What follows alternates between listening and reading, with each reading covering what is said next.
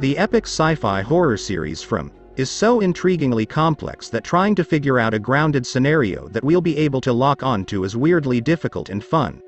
The overall plot of the show and story is always shifting and changing, so as we the audience watches we can't quite figure out what's going to happen next, which is a good thing.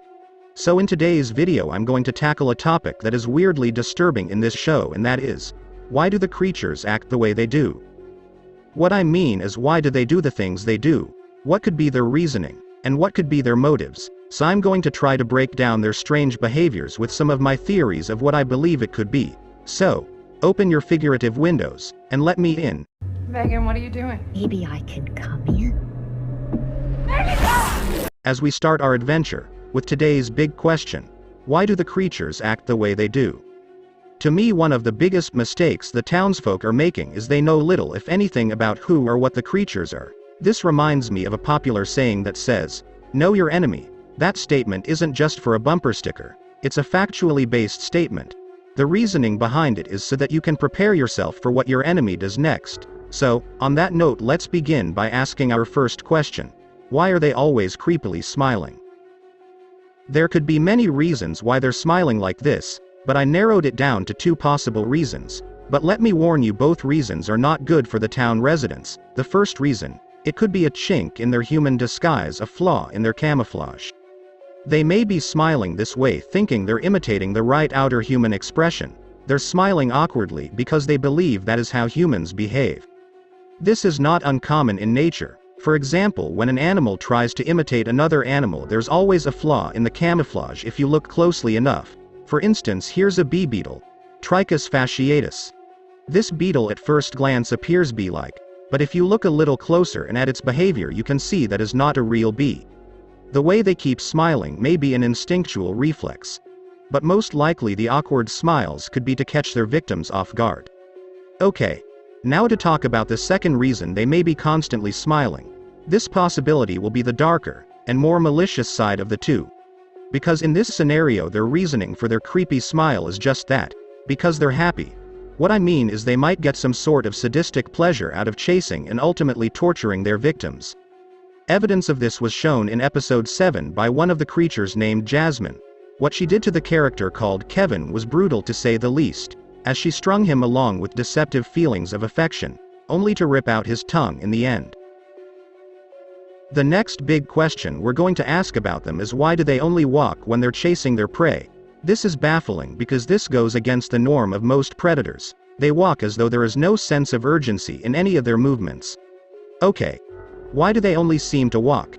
Again, there could be quite a few reasons why, but I broke it down to only two. The first one will be straightforward: either they can't run, which will end that conversation, or again there's something more malicious behind their actions. So we'll go into more details on the second part.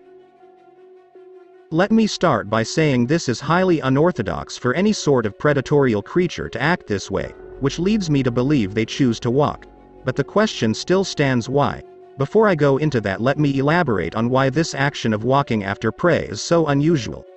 In the natural world, animals' behavior are triggered by instincts. Even with humans, in some cases it's called the fight or flight syndrome. It's instinctual. You do it without thinking.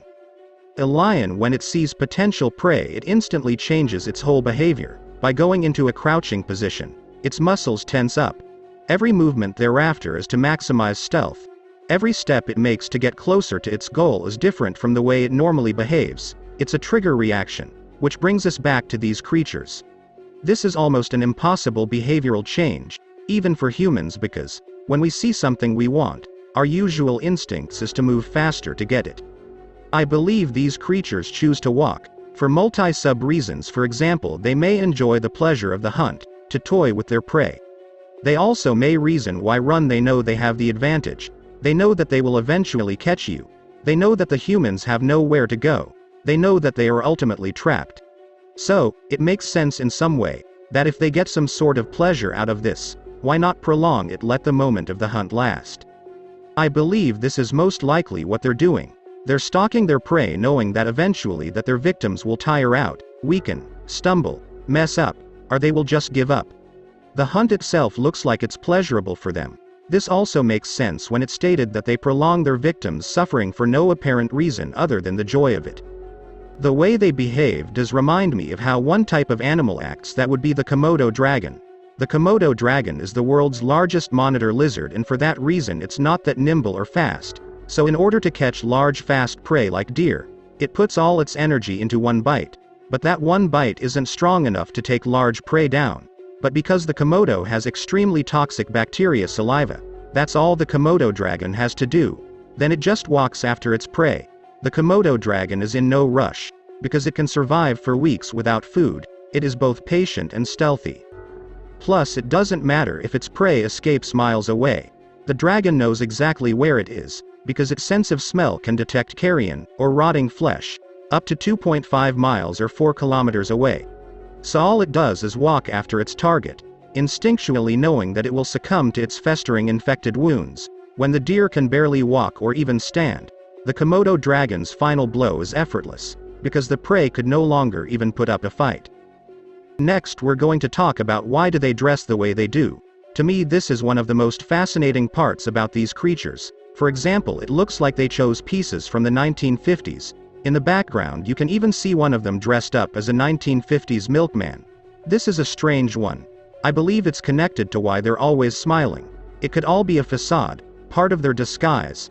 They could believe this aids them in their hunt, a way they might infiltrate, getting closer to their victims. The 1950s were also known as the time of innocence, so they might have chosen that period because it gives them the appearance of being less dangerous. The last big unanswered question, all we'll leave to you guys to figure out, cause this one baffles me.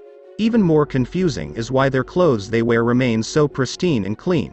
How is that even possible? They're out in the forest walking around all night, but yet their clothes are intact. No stains, no rips, and no smells. This was illustrated when the creature named Jasmine mutilated Kevin, ripping out his tongue, but yet she have only 1 drop of blood on her shirt. I'll leave this one for you to figure out, guys. Leave your thoughts below. The only thing I can say is they must have the best dry cleaners in the world. Thanks for watching.